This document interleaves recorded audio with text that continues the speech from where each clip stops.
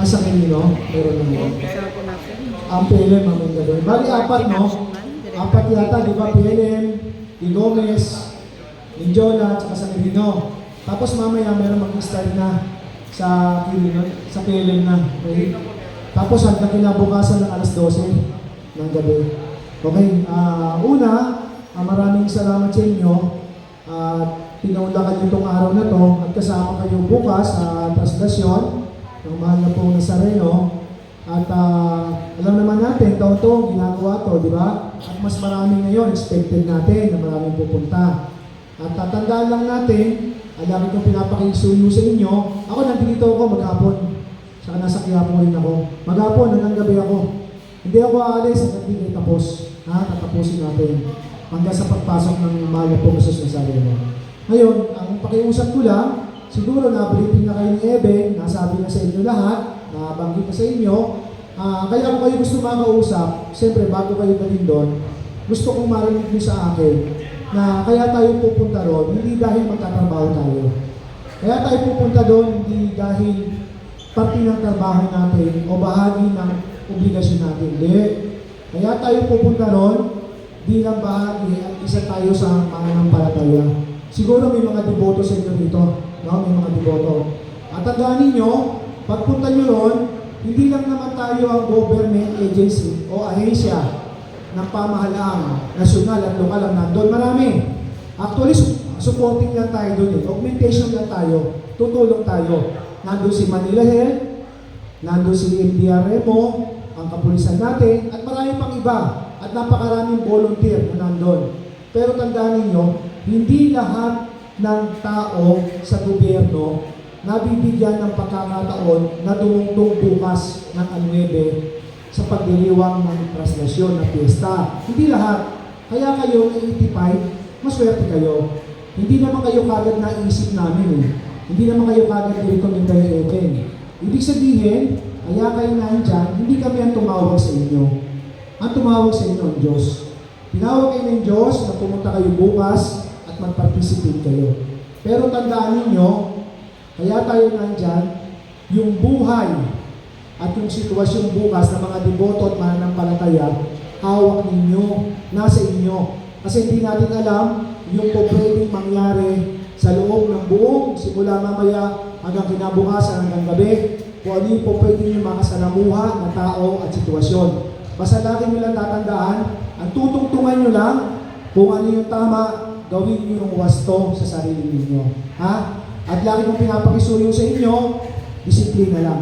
Disiplinahin natin ang sarili natin, bantayan natin ang bawat isa sa atin, at umakto lang tayo ng ayon sa itinakda ng ating obligasyon o responsibilidad doon. No more, no less. Walang sosobra, walang lalabis.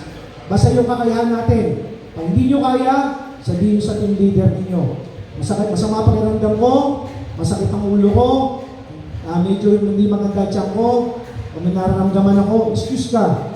Kasi tao ka lang naman. Hindi naman po pwedeng may nararamdaman ka, nandun ka maghapon. Pero kung kaya ninyo, kakayanin natin lahat, awa ng Diyos, matatapos yan. Buong maghapon yan, hanggang sa pagpasok ng mga po sa inyo. Kaya sa inyong mga lahat na naririto, maswerte kayo hindi dahil sinasabi ko sa inyo, dahil kaharap ko kayo, hindi. Maswerte kayo kasi sa empleyado ng Manila Department of Social Welfare na 300 plus na organic, kasama pati JO, pati daycare, na nasa kulang 1,000, kayong 85 ang nandyan. Ibig sabihin, may tasking kayo. Yun ang lagi ko sinasabi. Kaya kayo nandyan, may dahilan. Kung bakit kayo nandyan, merong ibig sabihin at pwedeng mangyari na kayo lang ang magagawa at para sa inyo talaga yan. Kaya sa inyong lahat, huli mo lahat yung pangalan ka.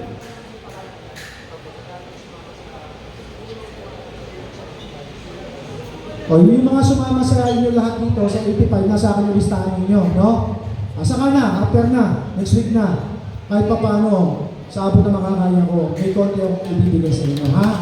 Basta, ang pakiusap ko lang, ang pakisuyo ko lang sa inyo, sana, pagsumikapan natin na maging maayos bukas. Pag hindi nyo kaya, huwag nyo pilitin, kasi tao lang kayo. Sabihin nyo kagad, kung hindi nyo kaya, at mismo doon, ibili nyo sa kasama ninyo. Pero tandaan ninyo ha, higit sa lahat, ingatan natin at paglingkuran natin yung mga deboto at mananampalataya na makakasalamuhan ninyo. Hindi naman lahat yung makakasalamuhan ninyo eh. Depende sa sitwasyon, depende sa insidente. Depende yun. Basta pumasok sa inyo, ibigay niyo yung lahat na magagawa ninyo para tulungan sila. Okay? Basta kung may problema, sabihin nyo lang si Eben, sabihin nyo lang ako sa pagtupad ng tungkulin nyo. Sagot ko kayo, walang problema. Ako, alam ng mga disaster ko yan, tsaka ng mga rescue ko yan. Lagi kong pinaiingatan sa kanila, sarili nila. Pero kung mahalaga yung sarili nila sa alanganin, sabi ko, hindi pwede yun.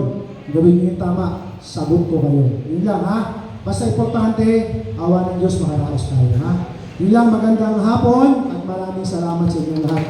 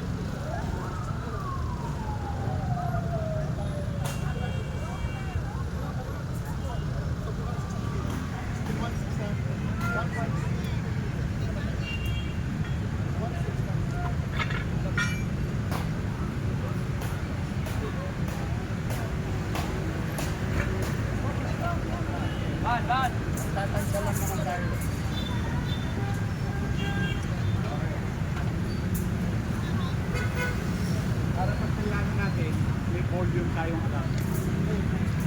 Ayan, nag-16.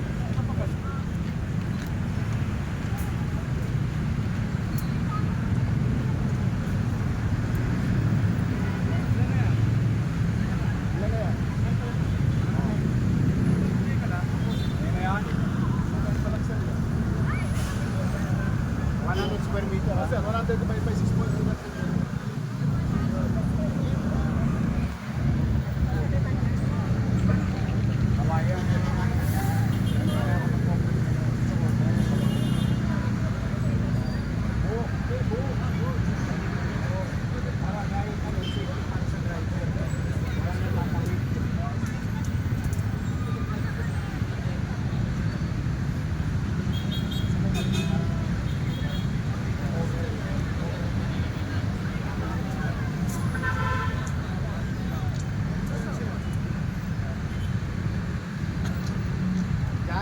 Tusok mo yan. Tusok mo na yan, market mo. Kasi bibigyan ko ng ingat ko. Ito, 100. Ito, 100. Agad doon sa poste. Bilangin ninyo.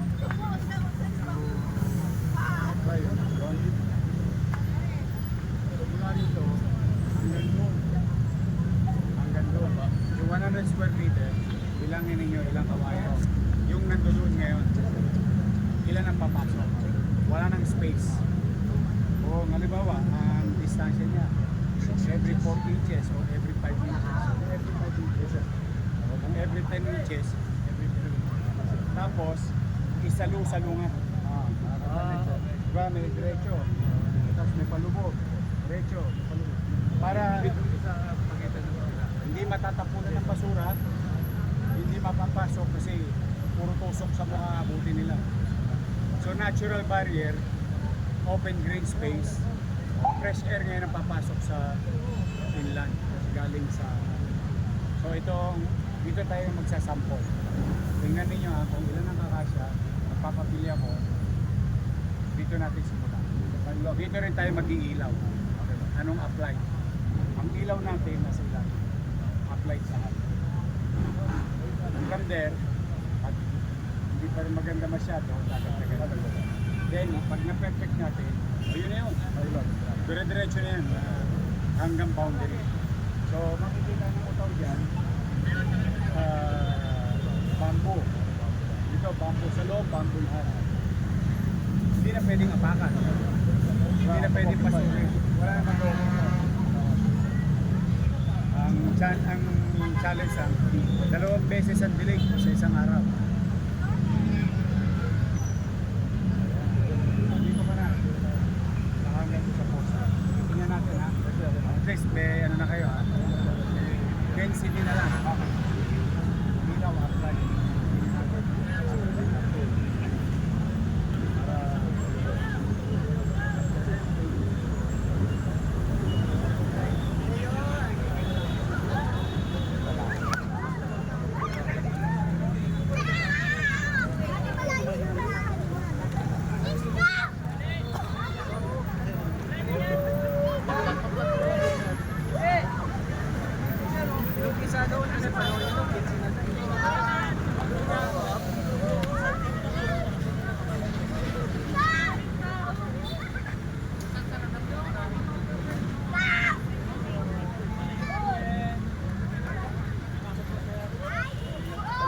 Sa yung bamboo.